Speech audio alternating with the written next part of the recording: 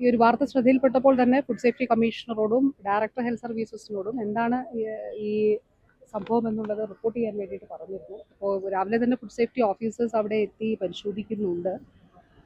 അപ്പോൾ അതിൻ്റെ റിപ്പോർട്ട് വൈകാതെ ലഭിക്കുമെന്ന് പ്രതീക്ഷിക്കുന്നു. മത്സ്യം കഴിച്ചതാണ് എന്നുള്ളതാണ് വാർത്തയിൽ കണ്ടത്. അങ്ങനെയാണെങ്കിൽ മത്സ്യം കഴിച്ച മറ്റുള്ളവർക്കുണ്ടോ, അങ്ങനെയുള്ള ബാക്കി വിശദാംശങ്ങളൊക്കെ എടുക്കണമല്ലോ. അപ്പോൾ ഈ ഘട്ടത്തിൽ എന്താണ് എന്നുള്ളത് വകുപ്പിന് സ്ഥിരീകരണം ഇല്ല. അപ്പോൾ അതിൻ്റെ പരിശോധനയുടെ അടിസ്ഥാനത്തിൽ മാത്രമാണത് പറയാനായിട്ട് കഴിയുക. എന്തായാലും അവിടെ രാവിലെ തന്നെ ഓഫീസേഴ്സ് എത്തി അതിൻ്റെ പ്രവർത്തനങ്ങൾ നടപടികൾ സ്വീകരിച്ചിട്ടുണ്ട്.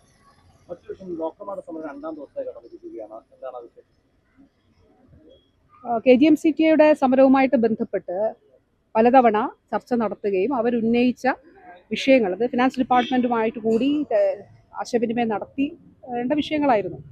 അപ്പോൾ ബഹുമാനപ്പെട്ട ധനകാര്യ വകുപ്പ് മന്ത്രിയുമായിട്ടും ഞാനും ധനകാര്യ വകുപ്പ് മന്ത്രി ഞങ്ങൾ രണ്ടുപേരും ഡോക്ടേഴ്സുമായിട്ട് സംഘടനകളുമായിട്ട് ചർച്ച നടത്തുകയും ആ ചർച്ചയുടെ അടിസ്ഥാനത്തിൽ രണ്ട് കാര്യങ്ങളാണ് പ്രധാനമായിട്ടും ആ ചർച്ചയിൽ പറഞ്ഞത്.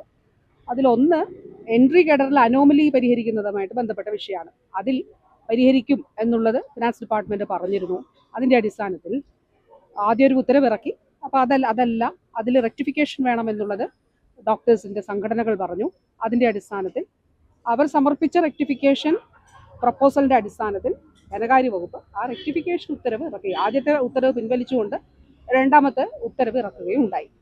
രണ്ടാമത്തെ കാര്യം അത് കേസുകളുമായിട്ട് ബന്ധപ്പെട്ടിട്ടുള്ളതാണ്. അതായത് സമാനമായിട്ടുള്ള കേസുകൾ ബഹുമാനപ്പെട്ട സുപ്രീം കോടതിയുടെ മുൻപാകെ ഉൾപ്പെടെ നിലനിൽക്കുന്ന ഒരു സാഹചര്യമുണ്ട്.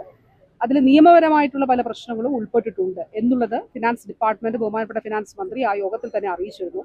അന്നത്തെ യോഗത്തിൽ മിനിസ്റ്റർ പറഞ്ഞ ഒരു കാര്യം അതിന്റെ നിയമപരമായിട്ടുള്ള വശങ്ങൾ പരിശോധിച്ച് മാത്രമേ ധനകാര്യ വകുപ്പിന് അതിനകത്തൊരു തീരുമാനം എടുക്കാൻ കഴിയുള്ളൂ എന്നുള്ളതാണ്.